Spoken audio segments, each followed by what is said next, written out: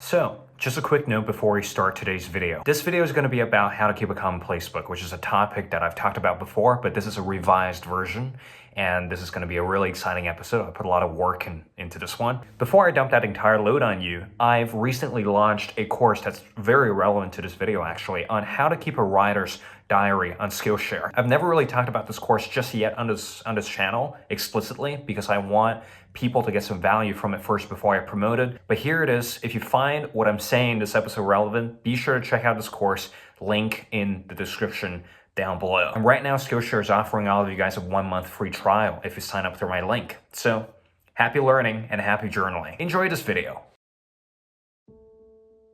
In the age of information overload and in the age where you can basically learn anything from the internet, I think for us as creatives and as students of life, it's very important to keep around a commonplace book. Now, I've talked about the commonplace book numerous times before on this channel, but here is basically a rundown of my new version of a commonplace book and how this is slightly different from how I used to do things before. First, the concept of a commonplace book. Very simply, your commonplace book is basically your second brain. Your commonplace book is simply where you keep your insights, ideas, all of your notes from books or things that you want to potentially remember. And it serves as a place where you can mingle different ideas together, where you can mingle together different ideas from different fields of discipline, different ideas about life, different ideas about different theories, and different ideas about different books that you've read. Because at the end of the day, creativity is all about associating different ideas together and finding that intersection between various ideas and various forms of expression and various forms of, well, communication. So if you want to keep a backlog of your ideas, a backlog of some of the things that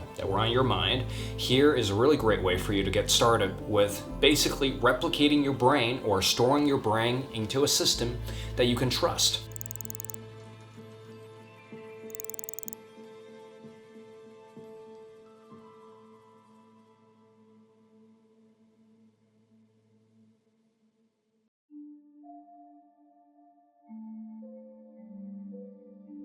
I used to keep a commonplace book on my computer, but the problem that I found over time was that it simply turned into another bank of overloaded information, another bank of stress and anxiety that I had to deal with. Instead of just enjoying a book or instead of just getting an idea down, I had to open up my computer, I had to hop on my computer, had to open up whatever Word document that I was working on or open up Notion and dump everything in there. And I don't know about you, but the act of typing really discourages me away from noting anything down because that entire process just felt so inorganic, just felt kind of wrong, at least for me. The commonplace book itself eventually turns into this very impersonal thing. It turns into this very impersonal file on your computer, this very impersonal page on Notion, and for me, that's just not how I want to do things in 2022. So here are 3 reasons why I've decided to keep my commonplace book on paper with a fountain pen.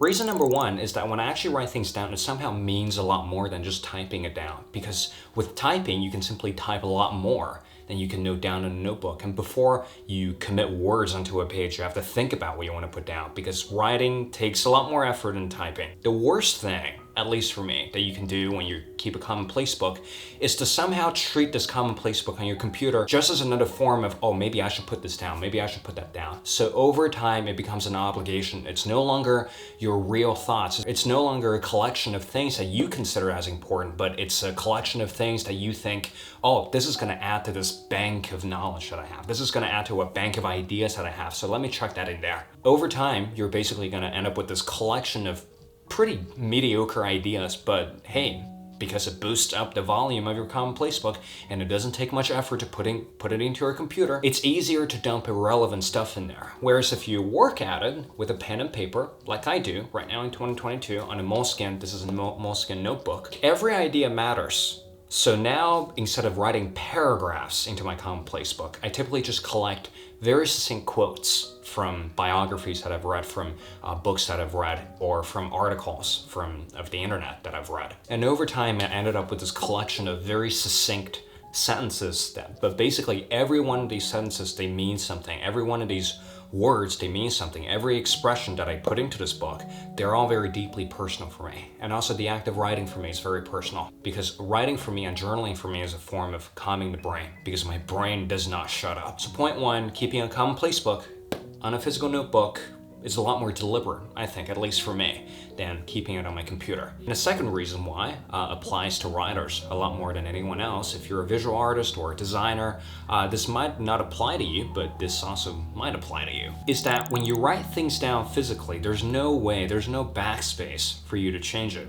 Especially when I'm working on my current Scrapbook blog project. So if you haven't checked out Scrapbook, it's basically a collection of my thoughts on creativity, art, and literature condensed into very short articles. Whenever I draft one of these articles before on my computer, it's very hard for me to find points of improvement. So basically every blog post ends up being a first draft, on a first draft, first go basis. So I had no room to play around with ideas or potentially improve this article. Because ideas always look very perfect in your brain. And when you set it down, it's always messier on paper, or it's always a messier idea. But a problem with keeping these ideas on a computer is that when you type it out, it just looks perfect right out of the gate. When you type it out, it just looks like the final thing. There's no room to play around with things. There's absolutely no blank space for you to consider, hey, maybe I can do this differently. Maybe I can do that differently. On a physical notebook, however, as you can see for this Scrapbook post right here that I'm currently drafting, it is written with crosses. It is written with marks and rewrites. Writing on a paper, at least for me, liberates me from that illusion of perfection, illusion of cleanliness that I get on a computer screen. Because I can cross everything out, I can cross things out straight away, and I can spot mistakes and, weak sentences straight away. So by the time that I get to my computer, by the time that I type this out and put it on my blog, it's basically the third or fourth draft of the writing. Instead of shying away from imperfect writing on a notebook, at least for me, drafting these blog posts on art, on creativity, on my Scrapbook, it really encouraged me to rewrite everything 5 times over. It really alleviated that kind of laziness of like, oh man, I have to rewrite this entire thing again. And the act of crossing things out on paper, it's actually very satisfying. And the act of seeing the final product finally typed out on a computer, for me, that's just a more satisfying workflow. So if you want to improve your writing, if you want to improve your communication skills via writing, consider keeping a physical notebook, or consider drafting everything on paper, and enjoy the process of crossing things out, and enjoy this process of gradually discovering the gold in a pile of shit.